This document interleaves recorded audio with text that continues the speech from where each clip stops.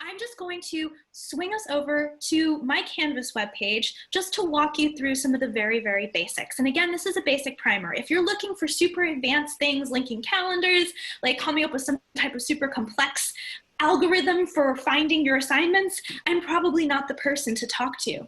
But if you just want a little extra push towards finding things and understanding how to navigate, you're in the right spot. So that said, let me find my screen that will let me share this. In case you have not had a chance or you're still kind of shaky on where to go to find it, I would recommend just going to the stanford.edu website. It's a great way to use as your bouncing off platform for everything from your email to access to Canvas. You go to Students and Canvas, and you're gonna get to see my sign-in. Oh wait, you didn't, haha, it was already open.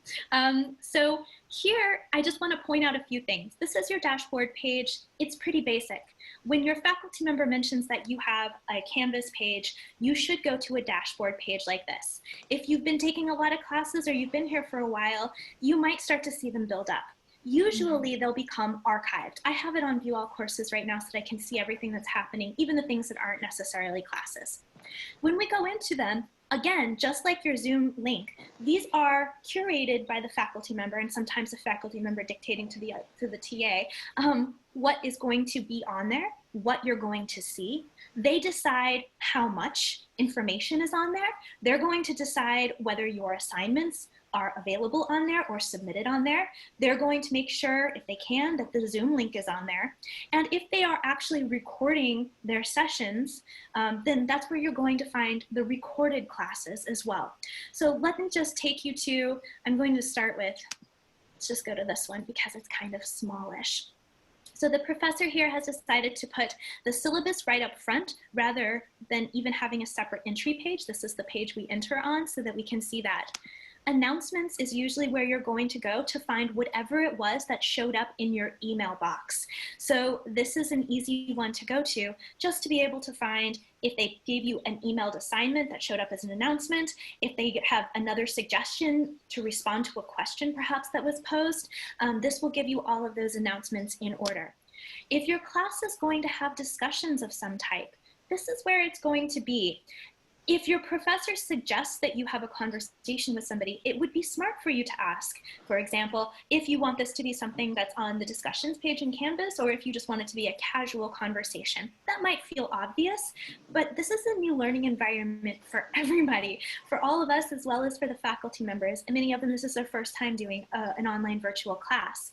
And so it's really important to just establish and remind them that there are some norms that they might not have thought of, and you just might not know. Usually discussions that happen here, unless told to you separately by the professor, are going to be related to class questions, group work questions, things along those lines. If you're curious who's in the class, people will give you that.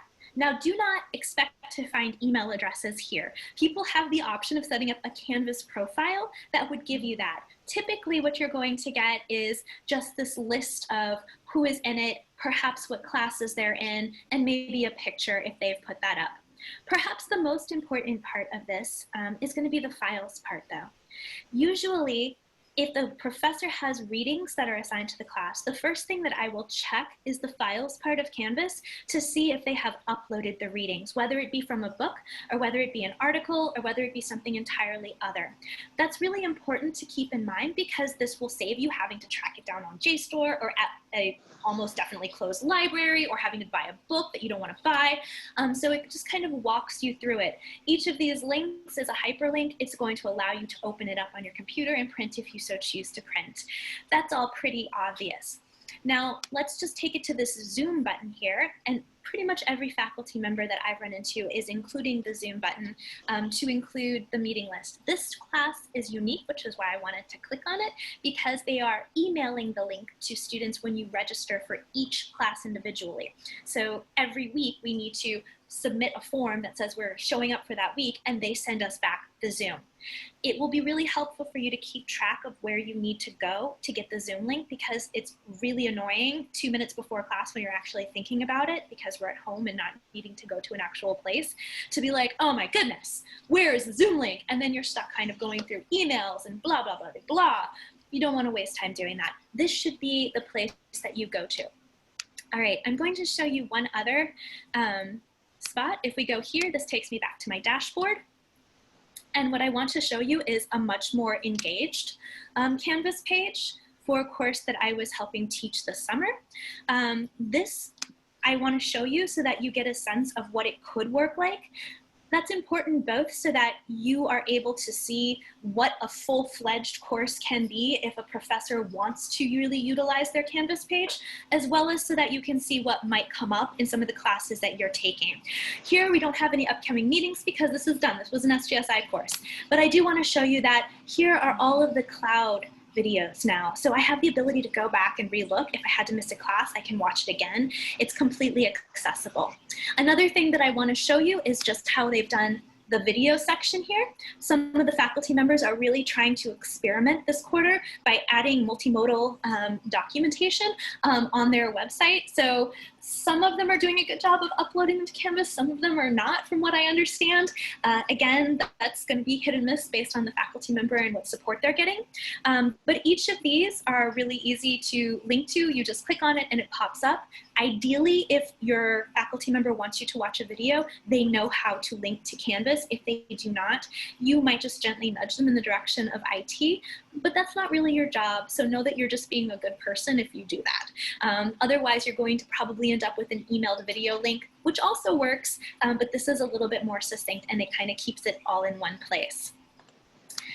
I want to show you assignments just very briefly. Many times professors will give you an assignment and they will ask for sometimes like a reading response, or maybe you have problem sets that are due each week or something. This would be where you would go for it. So for example, for this one, we have an assignment. It's going to pop up. Here's what is expected. This is all of the stuff that they want us to do. They're not having us submit this assignment online. I'm going to take you to one more and then I'm going to be done with Canvas, I promise, unless you have any questions. But I do want to show you where an assignment is asked to be put online. So here we have my contemplative practices assignment page, and oh my goodness, look at all that reading. Oh, but I have to come up with something to say about it too, oh no. And then I am going to work on this reading and I'm going to hit submit assignment. And that's going to give me this option to upload it. And then I would just hit submit assignment. It's pretty intuitive, this part of things. Canvas is used as a platform for a lot of different schools and educational purposes. There's a lot of videos online. If you have an issue and you Google Canvas submit assignment, you're going to get a lot of tutorials that come up, but sometimes it's just helpful to have somebody click the buttons for you and show you what comes up and how different faculty members are proceeding with using this particular platform. So those are the most common ways in which you're going to find them. I'm also going to show you her files. Oh, that shouldn't have me leave the site. I'm not going to click on that then. There we go, that's what I was hoping. She's kind of separated these out so that I have access to things like the course slides. A lot of faculty members are trying to do this now so that you're able to see it. She hasn't uploaded them yet, but ideally sometime before next class, these will be up here so that I can review, so that if I want to use the study skill of kind of re-reviewing the material before the next class so I remember it, I have that option. Okay, that was a really quick little preview through using Canvas.